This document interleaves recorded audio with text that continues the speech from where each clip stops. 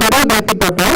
அதுல வந்து ஒரு பர்சன் வந்து எப்படி நம்ம இருக்கணும், தூய்மையாட்டு நம்ம இருக்கணும் அப்படின்னு சொல்லிட்டு அதுக்கு வேலையா இருந்தது. ஸோ லாஸ்ட் டைம் பாண்டிச்சேரி வந்து வேலை படம் போட்டேன். இந்த சேனல் வந்து ஒரு கான்செப்ட் எடுத்து போட்டிருக்கோம். எல்லாமே நான் படுத்துறதுக்கு அப்புறமா next level, this is going to next level, அதை வந்து பார்த்து என்ஜாய் பண்ணுங்க.